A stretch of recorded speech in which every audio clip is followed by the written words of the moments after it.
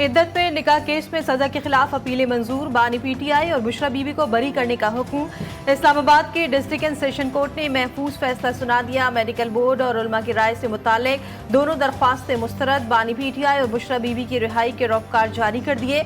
अदालती फैसले में कहा गया, खबर मानी का इल्जाम साबित करने में नाकाम रहे, दूसरे मुकदमे मतलूब नहीं तो बानी पीटीआई और बुशरा बीबी को फौरी रिहा किया जाए।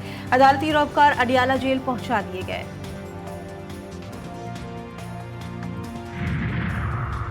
बानी पीटीआई और बुशरा बीबी के खिलाफ एक और केस। नैब रावलपिंडी ने दोनों को नए तोशाखाना रेफरेंस में गिरफ्तार कर लिया। डिप्टी डायरेक्टर नैब मोहसिन हारून की सरबराही में नैब टीम ने दोनों को गिरफ्तार किया। नैब टीम कई घंटे अडियाला जेल में मौजूद रही। लाहौर पुलिस की जानिब से भी बानी पीटीआई से 9 मई वाकयात की तफ्तीश।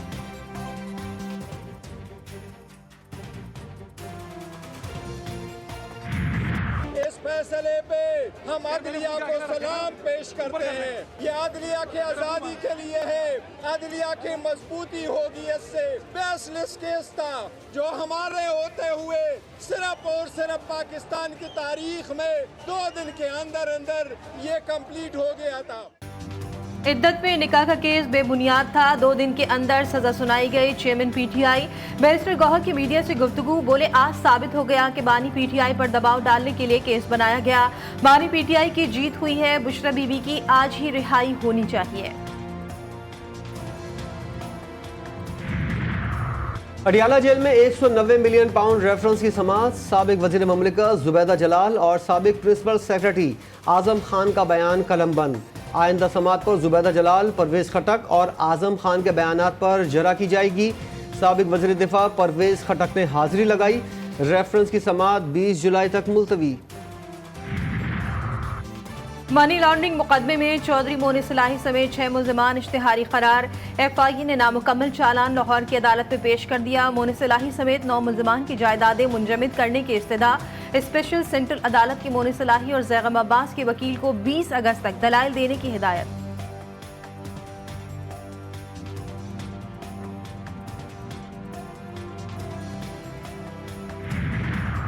पीटीआई रहनुमा सनम जावेद सेंट्रल जेल गुजरांवाला से रिहाई के बाद दोबारा गिरफ्तार।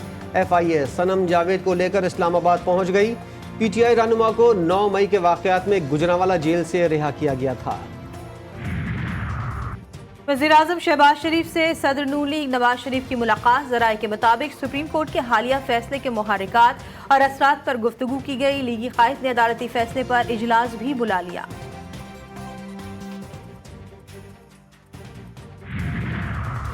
वज़ीर दिफा ख्वाजा आसिफ ने सुप्रीम कोर्ट के कल के फैसले पर सवालात उठा दिए। कहते हैं सुन्नी इत्तेहाद काउंसिल के हलफनामे जमा कराने वाले अब दोबारा पार्टी तब्दील नहीं कर सकते। बार बार हलफ नहीं उठाया जा सकता। सवाल किया, सुप्रीम कोर्ट के ऐसे फैसले से क्या कोई भी 2 हलफनामे जमा करवा सकता है? आइन के आर्टिकल 151, 158 और 106 को रीराइट किया गया। तमाम इदारों की जिम्मेदारियां आइन में दर्ज हैं। जिसने दरवाजा नहीं खटखटाया उसे भी इंसाफ दे दिया गया।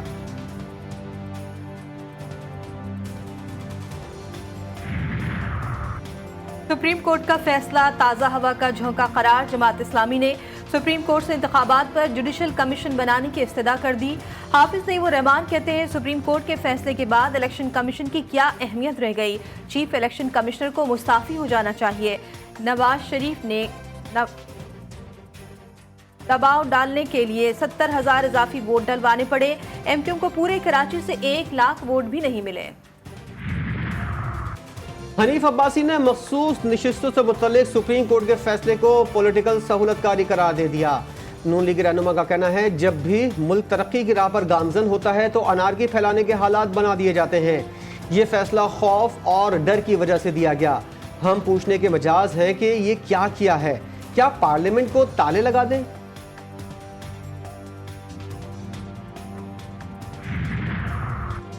मखसूस नशिस्तों से मुतालिक फैसले पर सूबाई वजीर नासिर हुसैन शाह का रद्द अमल।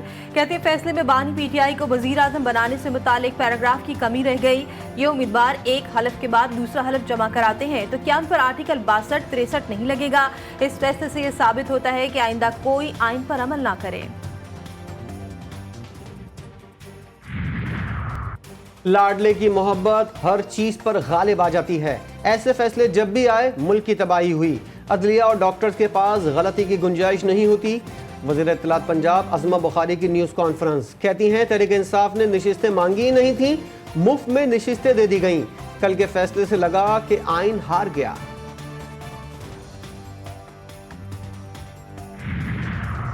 मुशीर इत्तलात खैबर पख्तूनख्वा बैरिस्टर सैफ ने मखसूस नशिस्तों से मुतालिक फतह का क्रेडिट वज़ीर आला अली अमीन गंडापुर को दे दिया। कहते हैं इलेक्शन कमीशन के गैर आइनी इक़दामात का रास्ता सबसे पहले अली अमीन गंडापुर ने रोका था। उन्होंने खैबर पख्तूनख्वा में मखसूस नशिस्तों पर हल्फ नहीं लेने दिया। तमाम तर प्रेशर के बावजूद इलेक्शन कमीशन के गैर आइनी इक़दाम का डट कर मुकाबला किया।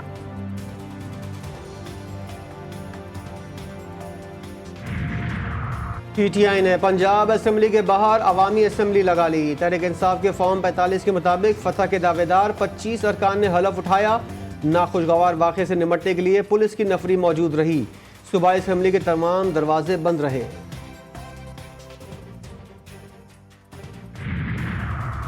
Tehreek Insaf inter party election case 23 जुलाई को समाअत के लिए मुकर्रर। चीफ इलेक्शन कमिश्नर की सरबराही में 5 रुकनी बेंच केस की समाअत करेगा।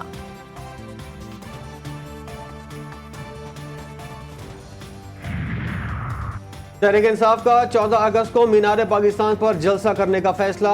PTI ने जलसे की इजाज़त के लिए दरख्वास्त डिप्टी कमिश्नर को जमा करा दी। दरख्वास्त में कहा गया है कि मीनार पाकिस्तान जलसे में कवायद और ज़वाबित की मुकम्मल पाबंदी की जाएगी।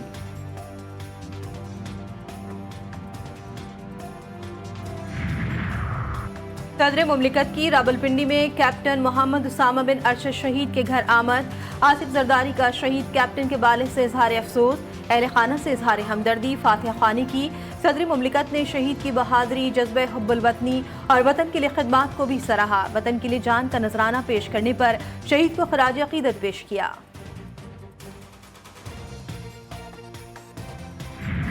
सिफारिश सवाल पैदा नहीं होता, out of question. I will quit, but I will not come under any pressure. This you must know loud and clear. इस्तीफा दे दूंगा लेकिन दबाव में नहीं आऊंगा। अपने वसाइल के लिए टैक्स इकट्ठा कर लें तो हमें IMF के पास जाने की जरूरत ना पड़े। हमें IMF से जान छुड़ानी है। कोशिश होगी IMF का ये पहला प्रोग्राम आखिरी हो। वज़ीर आज़म शहबाज शरीफ का इजलास से खिताब, बोले हमें मईशत को मुस्तहकम करना है, पाकिस्तान को अजीम और काबिल एहतराम मुल्क बनाएंगे। इनफरादी इज्तिमाई कोशिशों से ही मुल्क तरक्की की तरफ गामजिन होगा।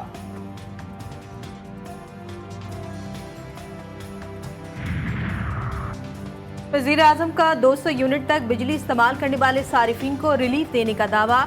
पावर डिवीजन ने 94% घरेलू सारिफीन को रिलीफ देने का वज़ीर आज़म का दावा गलत करार दे दिया। पावर डिवीजन के दस्तावेजात के मुताबिक माहाना 200 यूनिट के 86% घरेलू सारिफीन को 3 माह के लिए रिलीफ मिलेगा। तकरीबन 5% लाइफलाइन सारिफीन को निकाल कर असल रिलीफ 82% घरेलू सारिफीन को मिलेगा।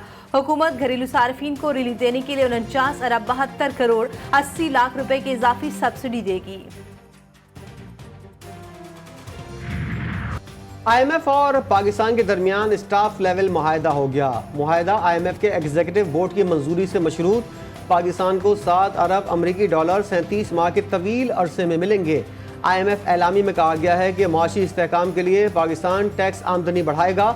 रिटेल सेक्टर में भी टैक्स नेट को वसअत दी जाएगी। ज़राई शोबे को भी टैक्स नेट में लाया जाएगा। पाकिस्तान को फिजिकल एंड मॉनेटरी पॉलिसी में इस्लाहात लानी होंगी। पाकिस्तान को रियासती मिल्कियती इदारों के इंतजामी उमूर बेहतर करने होंगे। IMF से स्टाफ लेवल मुआहदा, वज़ीर ख़जाना सेनेटर मोहम्मद औरंगज़ेब का बयान सामने आ गया। कहते हैं IMF प्रोग्राम से पाकिस्तान में मैक्रो इकनॉमिक इस्तेहकाम लाने में मदद मिलेगी। IMF प्रोग्राम के तहत हमें स्ट्रक्चरल रिफॉर्म्स यकीनी बनाने की ज़रूरत है। पब्लिक फाइनेंस, तवानाई और हुकूमती इदारों के एरियाज में इस्तेहकाम लाने की ज़रूरत है। डेडलॉक खत्म, फ्लावर मिल्स एसोसिएशन और हुकूमत के मुज़ाकरात कामयाब। विद होल्डिंग टैक्स खत्म करने पर इत्तेफाक। फ्लावर मिल्स एसोसिएशन ने हड़ताल 10 रोज के लिए मौखर कर दी।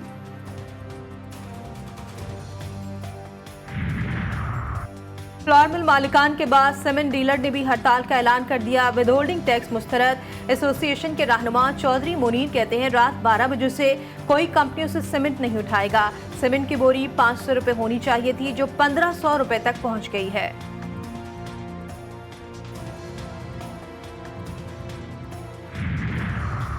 डीसी लाहौर ने महंगाई का बम फोड़ दिया। अशिया खुरोनोश की कीमतों का नया नोटिफिकेशन आ गया। काला चना 65 रुपए किलो महंगा, कीमत 305 रुपए हो गई। चने की दाल 45 रुपए महंगी कर दी गई, नर्ख 280 रुपए किलो मुकर्रर।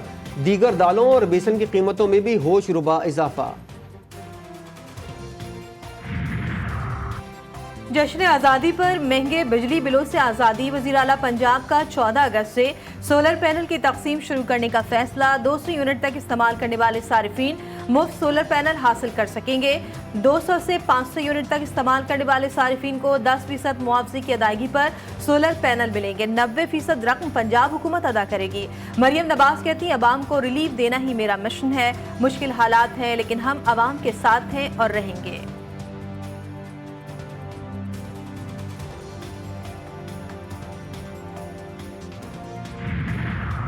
अमरीकी सफ़ीर डोनाल्ड ब्लूम की वजारत दाखिला अहमद। वफाकी वज़ीर दाखिला मोहसिन नकवी से मुलाकात। पाक अमरीका ताल्लुकात समेत बाहमी दिलचस्पी के उमूर पर तबादला ख्याल। मुलाकात में इंसदाद दहशतगर्दी, इंसदाद मंशियात और सिक्योरिटी के शोबों में ताउन बढ़ाने पर इत्तेफाक। मोहसिन नकवी का कहना था कि कानून नाफिज करने वाले इदारों की इस्तेदाद कार बढ़ाने में अमरीकी ताउन इंतहाई अहमियत का हामिल है। इस्लामाबाद पुलिस का वफ़द जल्द न्यूयॉर्क का दौरा करेगा।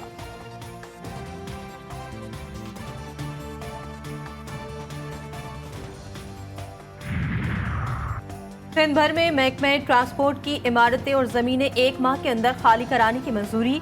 सीनियर वजीर शर्जील मेमन की सदारत में Sindh mass transit authority board का इजलास। SMTA में कॉन्ट्रैक्ट पर भर्ती मुलाजमीन के कॉन्ट्रैक्ट्स में तोसी HR कमेटी की मंजूरी से मशरूत। येलो लाइन BRT के लॉट 1 और लॉट 2 के कॉन्ट्रैक्ट्स के इजरा से मुतालिक तबादला ख्याल।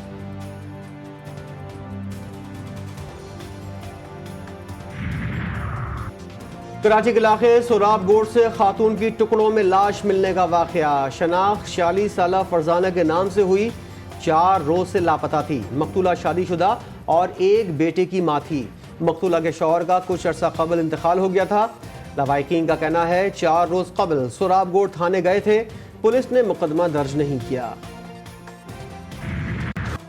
गाजा में सयूनी फौज की बमबारी थम न सकी। खान यूनिस में कायम अलमवासी मुतासरीन कैंप पर इसराइली फौज ने क़यामत ढा दी। शदीद बमबारी के नतीजे में 71 फ़लस्तीनी शहीद, 290 जख्मी हो गए। शोधा की मजमूई तादाद 38,445 हो गई। इसराइली फौज का हमले में हमास के सीनियर लीडर को शहीद करने का दावा। हमास ने सयूनी फौज के दावे को मुस्तरद कर दिया। यमनी फौज ने एक और सहूनी जहाज को निशाना बना दिया। तर्जुमान याया अल सरी कहते हैं, यमनी फौज ने करेसाल्स नामी इसराइली जहाज को पहले बहरा अहमर और फिर बाबुल मंदाब में मुतादिद बैलिस्टिक मिसाइलों और ड्रोन से निशाना बनाया। दुनिया भर में मुकीम कश्मीरी यौम शोहदाए कश्मीर मना रहे हैं। 1931 में आज ही के दिन 22 कश्मीरी नौजवानों ने अजान मुकम्मल करते हुए जाम शहादत नोश किया। अजान की गूंज आज भी कश्मीरियों के दिलों में गूंज रही है। मुजफ्फराबाद समेत लाइन ऑफ कंट्रोल के दोनों जानिब भारत मुखालिफ मुजाहिरे और रैलियां। 6 मुहर्रम यजीदी फौज के तकरीबन 80,000 कातिल करबला पहुंच गए। 6 मुहर्रम इमाम हुसैन अलैहिस्सलाम के 6 माह के शहजादे हज़रत अली असगर से मंसूब। हुरमला मलऊन ने 6 माह के अली असगर को 3 नोकों वाला तीर मारा। अहले सुन्नत के मशहूर आलिम अल्लामा सिब्ते इब्ने जोजी कहते हैं, बच्चे का सर इमाम हुसैन की आगोश में ही जुदा हो गया। इमाम हुसैन ने कटी हुई गर्दन का खून अपने चुल्लू में लिया और अपने चेहरे पर मलकर खुदा को गवाह बनाया।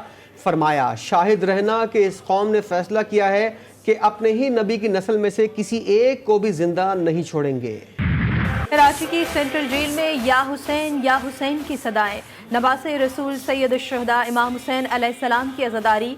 मजालिस अज़ा में कैदियों की शिरकत। हर कौम पुकारेगी हमारे हैं हुसैन। करबला के प्यासों की याद में मसीही बरादरी की सबील। कराची की नुमाइश चौरंगी पर मुसाफिरों में ठंडे मशरूबात की तकसीम। और पाकिस्तानी शाहीन या भारतीय सूरमा कौन होगा वर्ल्ड चैंपियनशिप ऑफ लेजेंड्स का किंग। पाकिस्तान चैंपियंस और भारत चैंपियंस फाइनल में मद्दे मुकाबले।